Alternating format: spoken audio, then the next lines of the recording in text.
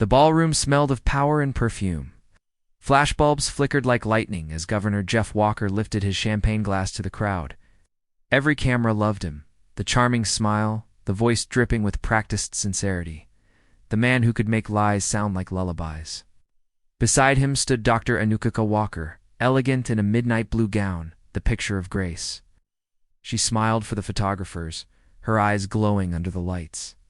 But behind that calm expression hid a storm that had been building for months.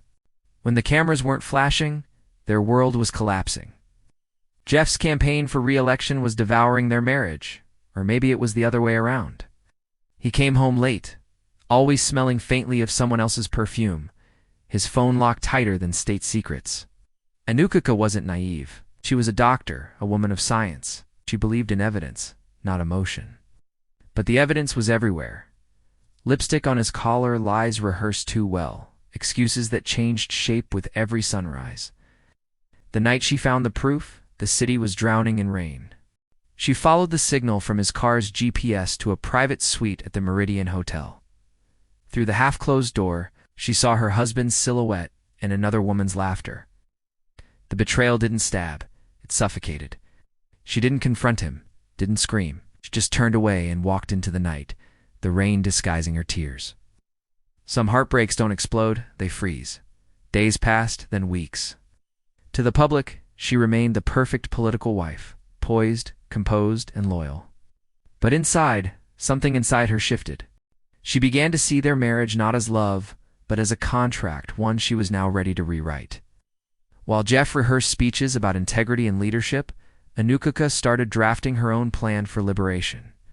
She wasn't going to leave quietly, she was going to rise, and when she did, he'd feel every ounce of the silence he'd forced upon her. Her first move came quietly, a dinner invitation to one of Jeff's wealthiest donors, Leonardo Van Doren, a real estate mogul whose empire stretched across the skyline. Leonardo had charm, money, and a secret of his own. The same woman Jeff was sleeping with had once been his fiancée. Over dinner, their conversation was polite, civil, but beneath the surface. Both of them were studying the other, weighing their pain like currency. When the wine glasses clinked, an alliance was born. Revenge, she realized, was a language best spoken by the betrayed. Together, they mapped out a strategy, one that mirrored Jeff's own campaign. Phase 1, information. Exposure, destruction. Leonardo's connections gave them access to files Jeff never thought anyone would find: hidden bank transfers. Off-the-book campaign donations, photos from private trips that could end a political career overnight. Anukika studied every detail, not as a wife seeking vengeance, but as a surgeon preparing for precise incision.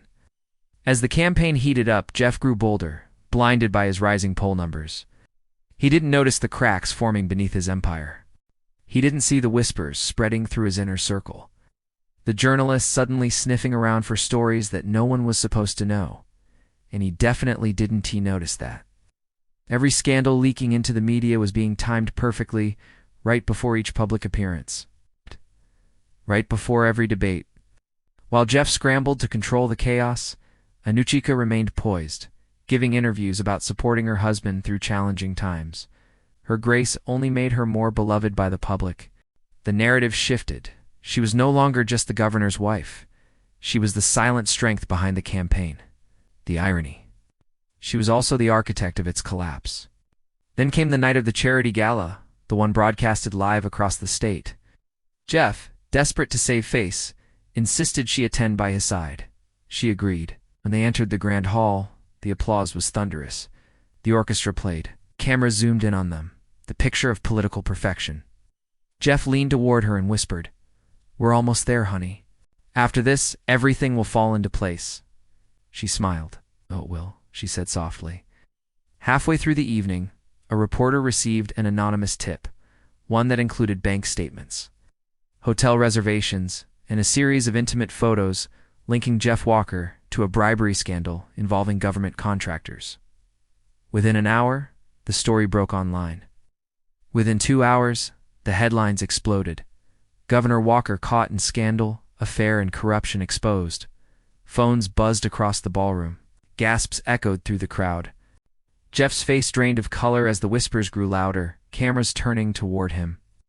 And there, standing beside him, Anikika smiled, not with joy, but with closure. The man who once built his reputation on her loyalty was now watching his kingdom crumble, piece by piece. The following morning, Jeff's campaign was dead. Donors withdrew, staff resigned. Monica the Mistress vanished overseas, her silence bought with the last of Jeff's hidden funds. And as the media demanded a statement, Anikika gave them one that shook the state. She stood before the microphones, her voice steady. "I have supported my husband's vision for years," she said, "but I can no longer stand beside a man whose values do not match the promises he makes to the people." That single line turned her into a national icon. Overnight, she was no longer a victim, she was a voice. Jeff tried to fight back, blaming the media, accusing his rivals, even pleading with her privately, but she had already outgrown him. "You once told me power was a man's game," she said, her tone calm but lethal. "You were wrong. It's just that women play it differently." Weeks later, Leonardo called her to his office overlooking the skyline. The city that had once worshipped her husband now worshipped her resilience. "You did it," he said, smiling. She turned to face the window, watching the sunset paint the horizon gold. "No," she replied. "I just stopped letting him write my story." Their partnership continued, but it wasn't built on romance. It was built on strategy. Together, they launched a reform movement. One focused on transparency, leadership, and ethics.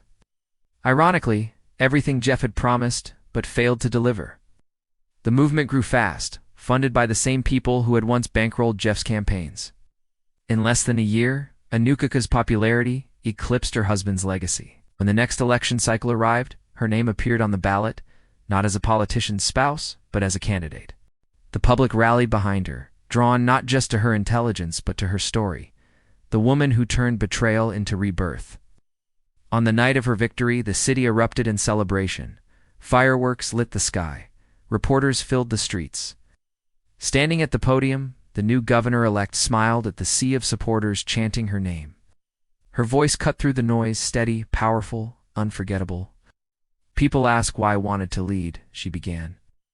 "The truth is, I didn't chase power to control others. I chased it so no one could ever control me again."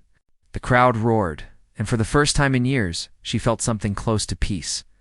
Far away, in a dim apartment filled with empty bottles and regret, Jeff watched her speech on television.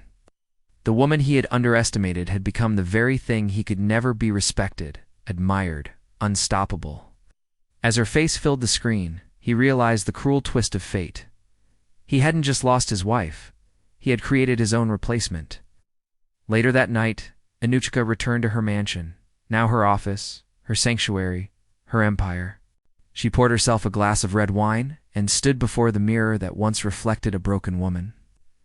The reflection staring back now was calm, commanding, untouchable.